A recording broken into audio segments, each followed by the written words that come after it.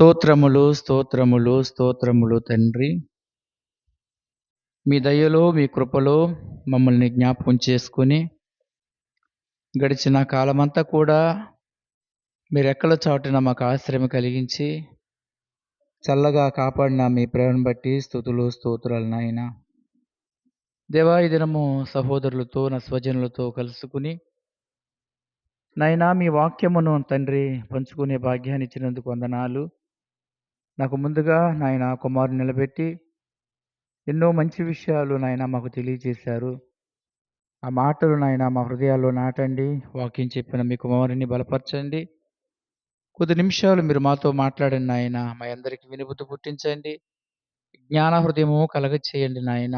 చెబుతున్న ప్రతి మాట అర్థం చేసుకునే వివేకం దయచేయమని ప్రార్థన చేస్తున్నాను నాయన. పరిశుద్ధాత్మను తోడుగా ఉంచండి. వాక్యాన్ని నోట తోడుగా ఉంచండి. యంత్రం శబ్దం ద్వారా ఎంతమంది బిడ్డలు వింటున్నారో నాయన, వారందరినీ కూడా మీ వాక్య ఆలోచనలోకి తీసుకురమ్మని ప్రార్థన చేస్తున్నాను. అంధకార చీకటి యొక్క ఆటంకాలు దూరపరచండి. కరెంటును మైకని మీ స్వాధీనపరచుకోండి. సమస్తము నాయన మీ ఆధీనంలో ప్రభువా క్రమంగా మర్యాదగా జరిగించమని యేసు పరిశుద్ధ నామములో ఈ ప్రార్థన మీకు సమర్పిస్తున్నాము తండ్రి.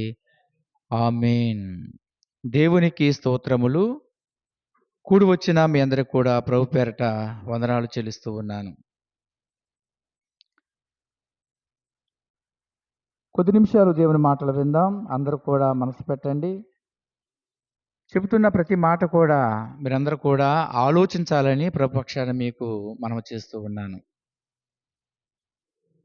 పేతురు గారు రాసినటువంటి మొదటి పత్రిక 4వ అధ్యాయము 7వ వచనాన్ని మనం చదువుకుందాం. అయితే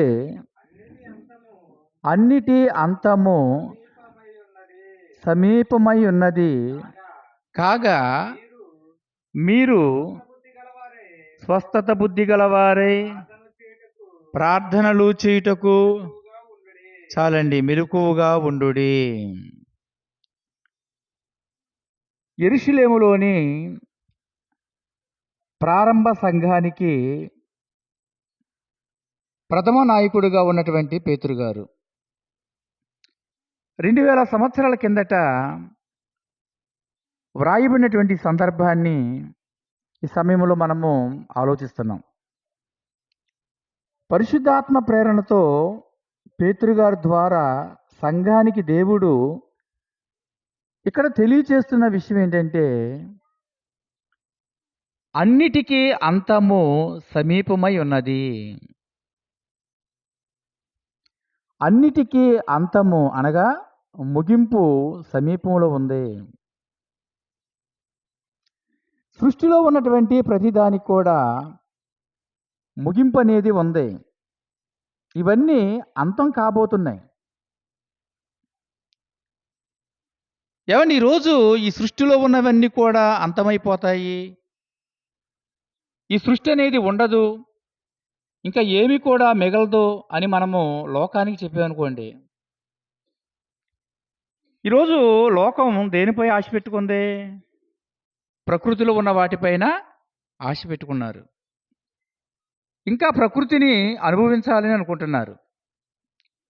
కానీ ఈరోజు ఈ మాటలు లోక సంబంధం ఉన్న మనుషులకు అంత మింగుడు పడవి మాటలు. అయితే ఇక్కడ జాగ్రత్తగా ఆలోచిస్తే ఈ మాట ఎవరికి పేతురు గారు చెబుతున్నాడంటే, సంఘములోనికి వచ్చిన వారికి చెప్తున్నాడు. సంఘములో వచ్చిన వారు దేవుని యొక్క మనస్సును గుర్తించేవారు, దేవుని వాక్యాన్ని నమ్మినవారు. భూమి ఆకాశాలు గతించిన నా మాట ఎప్పుడు గతించదు అన్నాడు దేవుడు. అంటే ఈరోజు ఇక్కడ చెబుతున్న ఈ మాటలో మీరు చూస్తే, ప్రకృతిలో ఉన్న అన్నిటికీ అంతము సమీపంగా ఉందామంటున్నాడు. ఏమండి, ఇప్పుడు ఏమంటున్నాడు? మీరు స్వస్థత బుద్ధి గలవారై. ఇవన్నీ ముగింపు అయ్యే సమయానికి కూడి వచ్చిన ప్రతి మనిషికి కూడా ఏం కావాలంట? స్వస్థత బుద్ధి కావాలి. అంటే మనిషి పరిపూర్ణంగా మారాలి, మారు మనసు పొందాలి అని చెప్తున్నాడు. ఏమండి, ఇక్కడ జాగ్రత్తగా మీరు ఆలోచిస్తే ఈ ప్రకృతిని దేవుడు ఎవరి కొరకు కలిగించాడు? ప్రకృతిని దేవుడు ఎవరి కొరకు కలిగించాడు? ఇందాక చెప్పాడు కుమారుడు. 6 రోజులు దేవుడు కష్టపడ్డాడు. ఆయన విశ్రాంతిలోకి వెళ్ళే అంతగా కష్టపడ్డాడు. 6 రోజుల కష్టాన్ని దేవుడు ఎవరికిచ్చాడు అంటే మనిషికిచ్చాడు. ప్రకృతిని ఎవరి కొరకు కలిగించాడు? మన కొరకు కలిగించాడు. ఏమండి, ఒక తండ్రి ఇల్లు కడతాడు. ఆ ఇల్లు ఎవరి కొరకు కడతాడు? తన గర్భాన రాబోతున్న పిల్లల కొరకు కడతాడు. అంటే పిల్లల భవిష్యత్తును ఆలోచించి, పిల్లల యొక్క సుఖాన్ని ఆలోచించి, బిడ్డలు బాగుండాలి, సుఖపడాలి.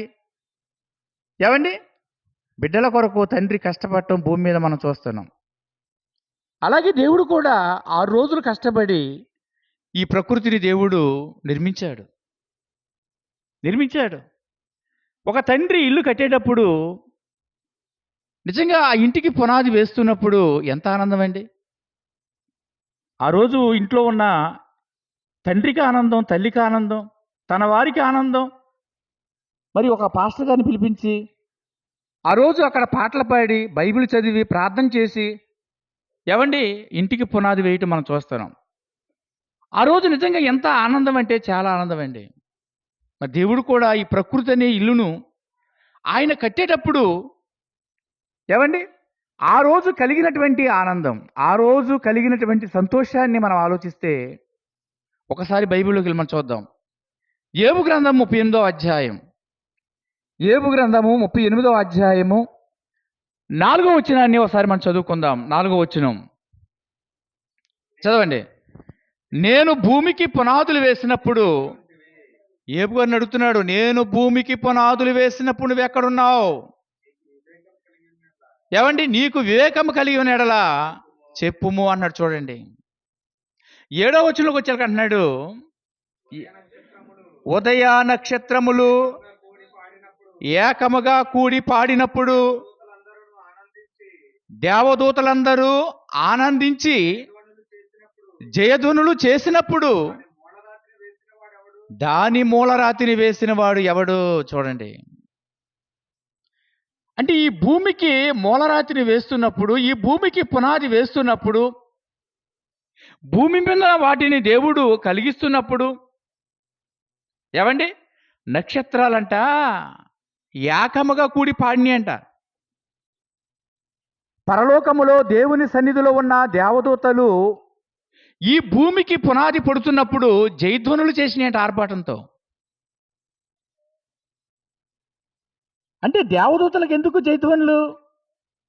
ఉదయ నక్షత్రాలు ఎందుకు సంతోషంగా పాటలు పాడుతున్నాయి అంటే, దేవుని స్వరూపములో, దేవుని పోలికలో రాబోతున్న దేవుని పిల్లల కొరకు వారికి దేవుడు ఏర్పాటు చేస్తున్నటువంటి ఆ నివాసాన్ని దేవుడు కడుతున్నప్పుడు, ఆ రోజు పరిచారకులుగా ఉన్నటువంటి దేవదూతలకు, సేవకులుగా ఉన్న ఈ దేవదూతలకు చాలా ఆనందం కలిగిందంట.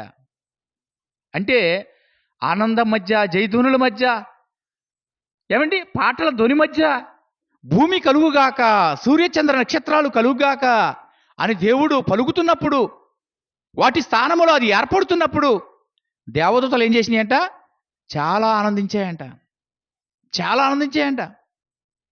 యోబు గారిని ప్రశ్నిస్తున్నాడు, ఈ భూమికి పునాది వేసినప్పుడు నువ్వు ఎక్కడ ఉన్నావు? ఏమండి, భూమికి పునాది వేసినప్పుడు పుట్టుకొచ్చిన కోటాను కోట్ల మంది ఈ మనుషులు సాక్షాత్తు తండ్రిని దేవునిలో ఉన్నారు. తండ్రిని దేవునిలో మనం ఉండగానే మనం ఉండబోయే నివాసాన్ని దేవుడు కడుతున్నప్పుడు ఆ రోజు దేవునిలో మనం అందరం ఉన్నాం. ఆ రోజు దేవదూతలు ఏం చేసినాయంట? జయధ్వనులు చేసినాయంట. అంత ఆర్భాటంతో నిర్మాణం జరిగింది ఈ భూమి. సంతోష గానాల మధ్య ఈ భూమి నిర్మాణం జరిగింది. ఆ రోజు దేవునికి కలిగిన సంతోషం, ఆ రోజు దేవదూతలు కలిగిన సంతోషం, ఈ ప్రకృతిలో ఉన్న ప్రతిదీ ఏర్పడుతున్నప్పుడు, వస్తున్నప్పుడు, వాటి రూపాన్ని ఈ దేవతలు చూచినప్పుడు ఆ రోజు వాటికి కలిగినటువంటి ఆనందం ఇక్కడ రాస్తున్నాడు. జయధ్వనులంట. ఏమండి? నిజంగా ఒక ఇల్లు కట్టి ఆ ఇల్లు పూర్తయిన తర్వాత ఆ ఇల్లు కట్టిన యజమానికి ఎంత సంతోషం అండి. ఆ గర్భాన వచ్చిన బిడ్డలకి ఎంత సంతోషం. ఆ ఇల్లు చూడగానే, ఆ నిర్మాణం చూడగానే చాలా ఆనందం అండి. చాలా ఆనందం. ప్రియమైన దేవుని పిల్లారా, మరి ఇంత ఆనందంగా కట్టాడు దేవుడి ప్రకృతిని. ఈ ప్రకృతిని దేవుడు ఇంత ఆనందంగా కట్టాడు. దేవుడు ఈ ప్రకృతిని అంతటిని కూడా నిర్మాణం చేసి, దేవుడు పడినటువంటి కష్టం, దేవుడు చేసిన ప్రతి దానిని మరలా నిదానించి వెనక తిరిగి చూశాడు దేవుడు. ఆదికాండము 1వ అధ్యాయము 31వ వచనం. ఆదికాండము 1వ అధ్యాయము 31వ వచనం. దేవుడు తాను చేసినది యావత్తును చూచినప్పుడు అది చాలా మంచిదిగా ఉండెను. చూడండి,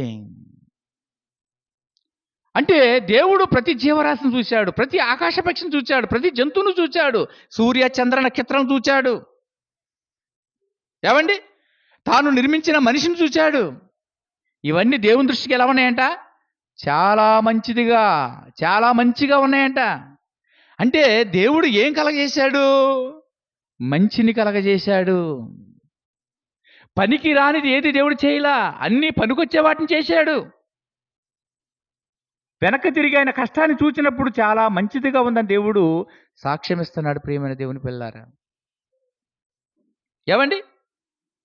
మరి మంచిగా చేసినటువంటి దేవుడు మంచిదైన ఈ ప్రకృతిని ఎవరికిచ్చాడు? కీర్తన గ్రంథము 8వ అధ్యాయము, కీర్తన గ్రంథము 8వ అధ్యాయము 6వ వచనం. 6వ వచనం.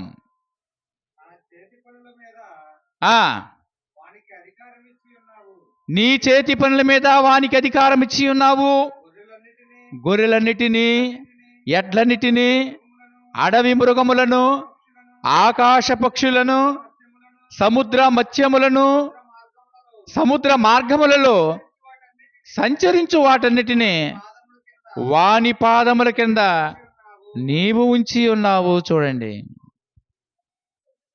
ఏమండి? దేవుని కష్టం మీద ఎవరికిచ్చారు అధికారం? తన పోలికతో వచ్చిన మనుషులకి ఇచ్చాడు. దేవుడు కలిగించిన ఈ జీవరాశుల మీద ఎవరికి అధికారం ఇచ్చాడు? తన స్వరూపంలో వచ్చిన మనుషులకు ఈ అధికారం ఇచ్చాడు దేవుడు. అంటే దేవుడు కలిగించిన సమస్త మంచిని ఎవరి పాదాల దగ్గర దేవుడు లోపరిచాడంటే మనిషి పాదాల దగ్గర దేవుడు పెట్టాడు. ఎక్కడ పెట్టాడు? మనిషి పాదాల దగ్గర పెట్టాడు. ఏమండి? దేవుడు చేసిన పని చాలా బాగుందండి. మరి దేవుడు చేసిన పని చాలా బాగున్నప్పుడు, చాలా మంచిదైనప్పుడు, ఏమండి, మంచిదని ఆయనే సాక్ష్యం ఇస్తున్నాడు కదా, అలాంటప్పుడు ఎందుకు ఈ ప్రకృతిలో ఉన్న వాటన్నిటిని దేవుడు నాశనం చేయాలనుకుంటున్నాడు? ఈ ప్రకృతిలో ఉన్న వాటన్నిటికీ ఎందుకు ఒకరోజు అంతం అనేది పెట్టాడు? ఏమండి? ఎందుకు అంతం పెట్టాడు? ఎందుకు నాశనం చేయాలనుకుంటున్నాడు? తండ్రి బిడ్డల కొరకు ఇల్లు కడతాడు. ఆ బిడ్డలు తండ్రి తల్లి ఇంట్లో నివాసం ఉన్నప్పుడు ఏ తండ్రి అయినా కొక్కులను తీసుకొచ్చి ఇల్లు కూల్చేయాలనుకుంటాడా? ఏమండి? కొక్కులను తీసుకొచ్చి ఇల్లు కూల్చేయాలనుకుంటాడా? ఏ తండ్రికి ఆలోచన వస్తుందా?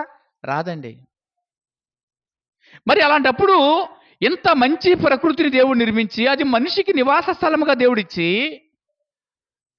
దేవుని కష్టం మీద మనిషిని అధికారిగా పెట్టి, ఏమండి, ఈ సృష్టి అంతటిని కూడా దేవుడు మనిషికి ఇచ్చిన తర్వాత దీనిని ఎందుకు దేవుడు నాశనం చేయాలనుకుంటున్నాడు? మనం ఆలోచించాలండి. మనం ఆలోచిస్తే ప్రియమైన దేవుని పిల్లారా, సృష్టి అంతటిని దేవుడు చూశాడు, చాలా మంచిగా ఉందంట.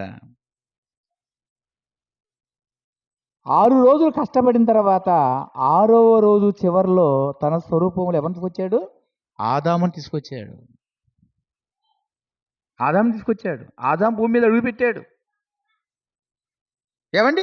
ఆదాము భూమి మీద అడుగుపెట్టిన తర్వాత అక్కడ ఏం జరుగుతుందో విషయాన్ని మనం ఆలోచిస్తే ఒక్కసారి మరలా ఆదికాండము 3వ అధ్యాయం 17వ వచనాన్ని ఒకసారి మనం చూద్దాం. ఆదికాండము 3వ అధ్యాయం 17వ వచనం.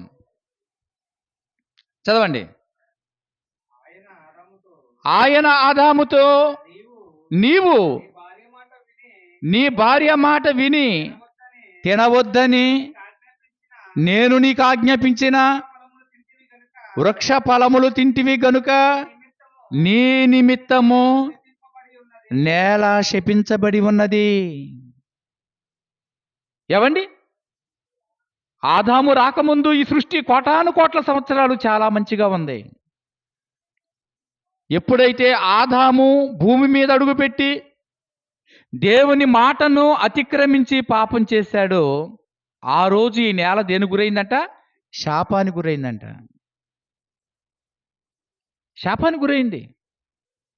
అంటే ఆదాము వచ్చేంత వరకు భూమి బాగుంది.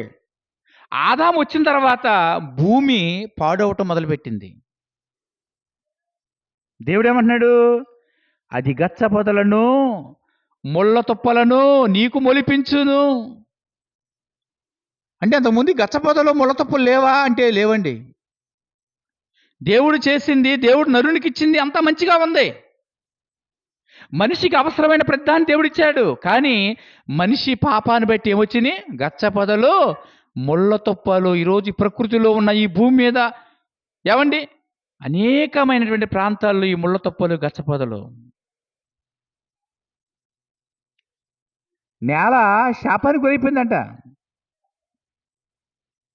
తర్వాత తన కొడుకు వచ్చాడు కయ్యోను. కయ్యోను ఏం చేశాడు? తమ్ముడైన ఏబేల్ని చంపేశాడు.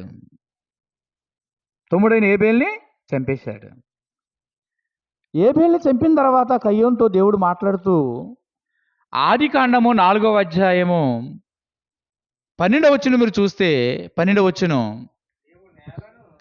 నీవు నేలను సేద్యపరిచినప్పుడు అది తన సారమును ఇక మీదట నీకివ్వదు. చూడండి,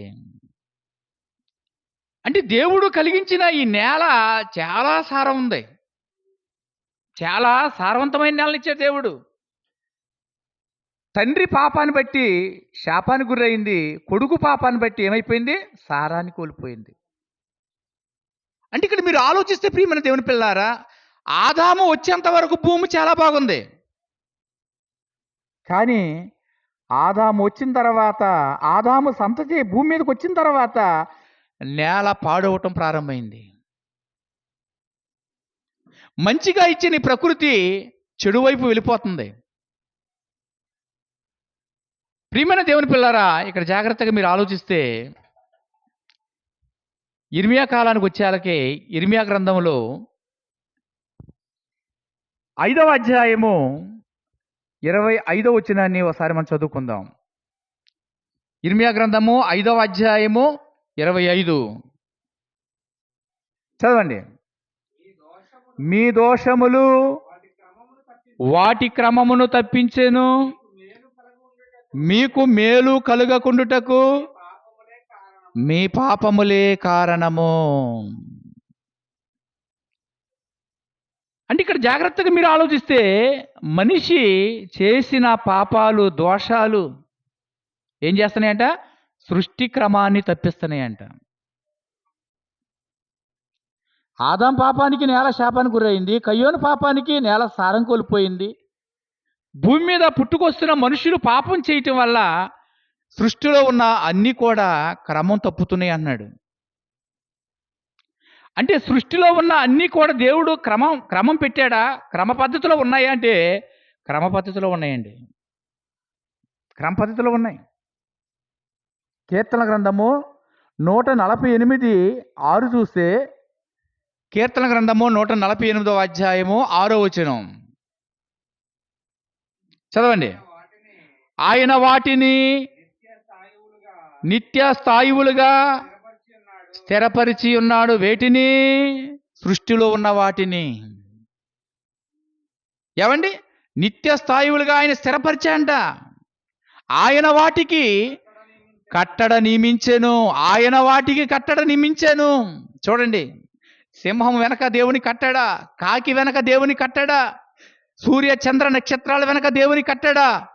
ఏమండి, ఈ భూమి మీద ఈరోజు ఈ మానవ మనుగడ కొనసాగుతుందంటే ఈ భూమి గంటకి 1,11,600 కిలోమీటర్ల వేగంతో తిరుగుతూ అది మనకి ఒక రోజు తెలియజేస్తుంది, కాలాన్ని చూపిస్తుంది. దానికి వెనక కట్టడా. ఇలా సృష్టిలో ప్రతి దాని వెనక దేవుడు కట్టడ నియమించాడు. వాటికి నియమించిన కట్టడ సృష్టిలో ఏంటంట, ఏది కూడా అతిక్రమించకుండా పని చేసేట్టుగా దేవుడు నియమించాడు. కానీ ఈరోజు మనిషి చేసిన దోషానికి, మనిషి చేసిన పాపానికి ఏమని ఇవేం చేస్తున్నాయంట, కట్టడలో అతిక్రమిస్తున్నాయంట. కట్టడలు అతిక్రమిస్తున్నాయి, క్రమం తప్పుతున్నాయి. బాగా ఆలోచించాలి. ఇర్మియా గ్రంథం 5వ అధ్యాయము 22వ వచనం. సముద్రము దాటలేకుండానట్లు దాని తరంగములు ఎంత పొర్లినను అది ప్రబలలేకయు, ఎంత ఘోషించినను దానిని దాటలేకయు ఉండునట్లు నిత్య నిర్ణయము చేత దానికి ఇసుకను చాలండి సరిహద్దుగా నియమించిన. ఏమండి, సముద్రం అండి. ప్రపంచంలో ఎన్నో పెద్ద సముద్రాలు ఉన్నాయి, 5 సముద్రాలు. వాటి నుండి చీలినటువంటి చిన్న సముద్రాలు ఎన్నో ఉన్నాయి. ఆ సముద్రం దగ్గర మీరు వెళ్ళండి, కెరటం వెనక కెరటం పొంగుతూ వస్తూ ఉంటుంది. కానీ సముద్రం వారన మనం ధీమాగా నిలబడతాం. కారణం ఏంటి? దానికి దేవుడు కట్టడి పెట్టాడు. నువ్వు ఇంతవరకే పొంగాలి, ఇంతవరకే రావాలి, ఇక్కడికి వచ్చిన తర్వాత నీ పొంగేమైపోవాలి, అణిగిపోవాలి అని దానికి ఏం పెట్టాడంట, ఆనకట్ల ఇలా పెద్ద పెద్ద గట్లు పెట్టలా, ఇసుకను సరిహద్దుగా పెట్టాడంట. అంటే సముద్రం వెనక దేవుని కట్టడా. దేవుని కట్టడకు సముద్రం లోపడుతుంది. ఏబు గ్రంథం 38వ అధ్యాయం 11వ వచనం. ఏబు గ్రంథం 38వ అధ్యాయం 11వ వచనం. నీవు ఇంతవరకే గాని మరి దగ్గరకు రాకూడదనియు, ఇక్కడనే నీ తరంగములు పొంగు అనపబడుననియు నేను చెప్పినప్పుడు చాలండి. సముద్రాన్ని చెప్పాడంట. ఏమండి, సముద్రాన్ని చెప్పాడంట, ఎంతవరకే నీ తరంగము రావాలి, ఇక్కడ వరకే నీ పొంగు రావాలి, ఈ సరిహద్దు దాటి నువ్వు రాకూడదు అని సముద్రానికి దేవుడు కట్టడ చెప్పాడంట. కానీ రోజు సముద్రము సరిహద్దు దాటి వచ్చేస్తుంది. ఎందుకు వస్తుంది? నీ దోషము, నీ పాపము సముద్రానికి నియమించిన కట్టడను తప్పించింది. నీకు మేలు కలగాలని, నీకు మంచి జరగాలని, నువ్వు సుఖశాంతులతో భూమి మీద నెమ్మదిగా బ్రతకాలని, ఏమండి, రాత్రి పగలను దేవుడు ఏర్పాటు చేసి కాలగమనాన్ని నడిపిస్తూ నిన్ను పరుండ పెట్టి నిన్ను లేపుతూ, ఏమండి, నిన్ను చల్లగా కాపాడుతుంటే ఈరోజు సముద్రానికి నియమించిన కట్టడ, భూమికి నియమించిన కట్టడ, సూర్య చంద్ర నక్షత్రాలు నియమించిన కట్టడ అవి అతిక్రమిస్తున్నాయంటే కారణం ఏంటి తెలుసా? నీ పాపము, నీ దోషము వాటి క్రమాన్ని తప్పించాయంట. అంటే భూమి మీద మనిషి వచ్చిన తర్వాత ప్రకృతి క్రమము తప్పుతుంది. భూమి మీదకి మనిషి వచ్చిన తర్వాత ప్రకృతి పాడవటం ప్రారంభించింది. మనిషి రాకముందు ప్రకృతి చాలా బాగుందని దేవుడు సాక్ష్యం ఇచ్చాడు. అది చాలా మంచిగా ఉందని చెప్పాడు దేవుడు. మంచిది ఇచ్చాడు దేవుడు, మంచిగా చేశాడు. మంచిదైన ప్రకృతి ఎందుకు ఈరోజు పాడైపోతుంది, ఎందుకు క్రమం తప్పుతుందంటే దేవుడు అంటున్నాడు, మీ తండ్రి ఆదాం తప్పు చేశాడు, భూమి మీద ముళ్ళ తప్పులు వచ్చాయి, శాపానికి గురైంది. అతని గర్భాన వచ్చిన కయ్యం తప్పు చేశాడు, నేల సారం కోల్పోయింది. ఈరోజు సారం తేటానికి చేపలకు ఎన్నో రకాల మందులు కొడుతున్నారు, ఎన్నో మందులు వేస్తున్నారు, భూమి పండటానికి ఎన్నో మందులు వేస్తున్నారు. ఏమండి, ఈ మందులు కూడా తింటే ఈరోజు మనకేంటి భయంకర రోగాలు. ఎందుకని? భూమి సారాన్ని కోల్పోయింది, దానికి సారం తేవటానికి ఎన్నో ఎరువులు వేస్తున్నారు. ఆలోచించండి ప్రియమైన దేవుని పిల్లారా. నోవాహు దినాల్లో మనం ఆలోచిస్తే ఆదికాండము 6వ అధ్యాయములో దేవుడు నరజాతిని చూశాడండి. దేవుడు విస్తరిస్తున్న నరజాతిని చూశాడు. ఈ నరులను చూచినప్పుడు నరులు ఎలా కనపడ్డారు దేవునికి? ఆదికాండము 6వ అధ్యాయం 11వ వచనం, 12వ వచనం. దేవుడు భూలోకమును చూచినప్పుడు అది చెడిపోయి ఉండెను. ఏమండి? దేవుడు భూలోకమును చూచినప్పుడు ఏమైపోయిందంట? చెడిపోయి ఉండెను. భూమి మీద సమస్త శరీరులు తమ మార్గములను చెరుపు వేసుకొని ఉండేరి. ఏమండి? భూమి మీద సమస్త శరీరులు ఏం చేశారంట? తమ మార్గమును చెరుపు వేసుకున్నారంట. భూమి మీద మనుషులు బలాత్కారంతో నిండిపోయారంట. భూలోకాన్ని దేవుడు చూచినప్పుడు అది చెడిపోయి ఉండేను. దేవుడు ఏమని ఆశీర్వదించాడు? మీరు ఫలించండి, అభివృద్ధి చెందండి, విస్తరించండి, భూమండలాన్ని నింపండి, ఆశీర్వదించండి దేవుడు. మీరు బాగుండాలి, నా పిల్లలుగా నా కొరకు మీరు బ్రతకాలి అని ఆశీర్వదించాడు దేవుడు. కానీ కొద్ది రోజుల్లో విస్తరించిన ఈ జనాభాను చూసినప్పుడు బలాత్కారులుగా ఉన్నారంట. తమ మార్గాలు చెరిపేసుకున్నారంట. ఏమండి? 5వ వచనంలో దేవుడు అంటున్నాడు, 5వ వచనంలో, అదే అధ్యాయము 5వ వచనం, నరుల చెడుతనము భూమి మీద గొప్పదనియు వారి హృదయం యొక్క తలంపుల్లోని ఊహ అంతయు ఎల్లప్పుడూ కేవలము చెడ్డదనియు. ఏమండి? ఒకప్పుడు కాదండి, ఒకప్పుడు కాదు, ఎల్లప్పుడు ఎల్లప్పుడు ఎల్లప్పుడు. నీ కళ్ళ ముందు ఎన్ని సంఘటనలు జరుగుతున్నా, ఎన్ని మరణాలు వచ్చినా, సముద్రం పొంగి నీ మీదకి వచ్చినా, తుఫాను వచ్చినా, నిన్ను కొట్టుకుపోయినా, అగ్ని ప్రళయాలు వచ్చి అమెరికాని కాల్చివేసిన ఈ దృశ్యాలు నీ కళ్ళతో చూస్తున్నా హృదయంతరంగం ఎలా ఉందంట? ఎల్లప్పుడూ ఎల్లప్పుడూ. ఏమండి? చెడులో మనిషి గొప్పవాడుగా ఉన్నాడంట, ఊహల్లో మనిషి చెడిపోతున్నాడంట. అంతరంగాన్ని అంతవరకు దేవుడు చూచాడు. ఎందుకు చేసుకున్నానని దేవుడు సంతాపం పలికాడు. అంటే ఉపయోగపట్ల మనిషి దేవుని కొరకు ఆలోచించట్లా, తాను పాడైపోతున్నాడు, ప్రకృతిని పాడు చేస్తున్నాడు. తనకు ఒక మంచి భవిష్యత్తుగా ప్రకృతిని ఇస్తే, ఏమండి, తన భవిష్యత్తును ప్రకృతి మీద దేవుడు పెడితే ప్రకృతిని పాడు చేస్తున్నాడు, తాను పాడైపోతున్నాడు. ప్రియమైన దేవుని పిల్లారా, దేవుడు అనుకున్నాడు ఈ నరజాతిని భూమి మీద ఉంచకూడదు అనుకున్నాడు. 40 పగళ్ళు 40 రాత్రులు ప్రచండమైన వర్షాన్ని కురిపించాడు. ఆకాశ తూములు విప్పాడు, కింద జలదారులు విప్పాడు. ఏమండి, మీరు జాగ్రత్తగా ఆలోచిస్తే ఇదే భూమిని ఒకప్పుడు ఎక్కడ పెట్టాడు? జలాల్లో పెట్టాడు. మనం ఆదికాండం 1వ అధ్యాయంలో చూస్తే జలాల్లో పెట్టాడు భూమిని. ఈ భూమిని ఎక్కడి నుంచి వచ్చాడు? జలాల్లో నుంచి పైకి తీసుకొచ్చాడు. విషయం మీకు అర్థమైందా? పైకి కొన్ని జలాలు పంపించాడు, కిందకి కొన్ని జలాలు పంపించాడు. పై జలాలకు కింద జలాలకు మధ్యలో శూన్యంలో పెట్టాడు భూమిని దేవుడు. శూన్యంలో పెట్టాడు భూమిని దేవుడు. శూన్యములో వేలాడదీసిన ఈ భూమిని మరలా ఏం చేశాడు? పై జలాలు కింద జలాలను ఏకం చేశాడు. మధ్యన భూమి కనపడకుండా చేశాడు. చేశాడు. సృష్టిని కలిగించినప్పుడు, విశ్వాన్ని దేవుడు విడగొట్టినప్పుడు, వాటి స్థానాల్లో వాటిని నిర్మించినప్పుడు దేవుని పని చక్కగా ఉంది. ఏమండి? పైన నీకు నీరు పెట్టాడు, కింద నీరు పెట్టాడు, మయాన్ని నిన్ను పెట్టాడు, ప్రకృతిలో చల్లదనాన్ని ఇచ్చాడు దేవుడు నీకు. చక్కగా కాలాలు సమయాలు ఏర్పాటు చేసి కాలక్రమాన్ని నడిపిస్తున్నాడు దేవుడు. కానీ మానవ అతిక్రమము, దోషము చివరికి ఏమైపోయింది? పై జలాలు కింద జలాలు ఏకమయ్యి ఈ 2 జలాల మధ్య భూమి కనబడకుండా మునిగిపోయింది. అంటే ప్రకృతిలో జలాలు క్రమం తప్పాయి, భూమి క్రమం తప్పింది. కారణం ఏంటి తెలుసా?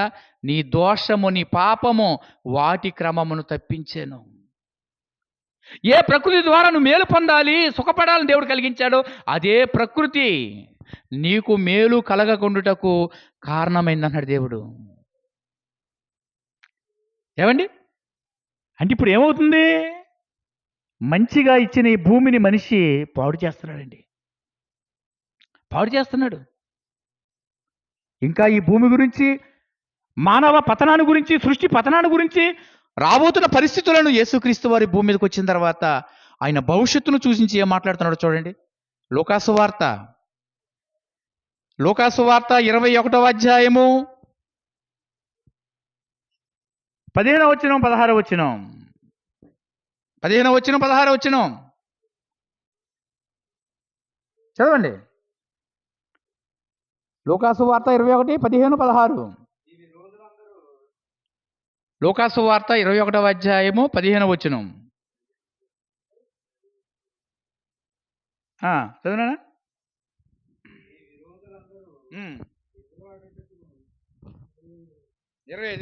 15 కాదు 25. అంతే.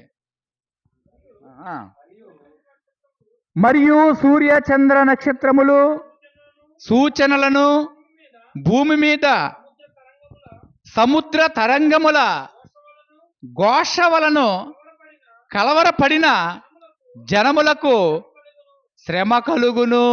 ఏమన్నాడు ఇక్కడ? సూర్య చంద్ర నక్షత్రం వలన సూచనలు, సముద్ర ఘోష వలన కలవరం. ఏమండి? కలవరం. నిజంగా ఈరోజు ఆలోచిస్తే ప్రియమైన దేవుని పిల్లారా, సముద్రములో సునామీ ఏర్పడి ఒక భయంకరమైన భూకంపం సముద్రంలో కలిగి సముద్రములో ఉన్నటువంటి ఆ జలరాశులు ఈరోజు ఎక్కడికి వస్తున్నాయి? మనుషులు నివసిస్తున్నటువంటి పట్టణాల మీదకి వస్తున్నాయి. మీకు అర్థమైందా? మనుషులు నివసిస్తున్నటువంటి పట్టణాల మీదకి వస్తున్నాయి. అదే యేసు చెప్తున్నాడు ఇక్కడ. జనములకు కలవరం, సూర్య చంద్ర నక్షత్రాల్లో సూచనలు. ఈరోజు ఆలోచిస్తే ప్రియమైన దేవుని పిల్లారా, పైనున్నటువంటి గ్రహాలు కూడా ఈరోజు దెబ్బతింటున్నాయంట. పైనున్నటువంటి గ్రహాలు కూడా వాటికి నియమించినటువంటి ఆ సిస్టమ్ అంతా కూడా చాలా మట్టుకు ఇప్పటికే దెబ్బతిందని శాస్త్రవేత్తలు చెప్తున్నారు. కానీ ఈరోజు యేసు చెప్పిన మాటను ఈరోజు మనుషులు ఆలోచించట్లా. 26లోకి వచ్చాడు ఏమన్నాడు?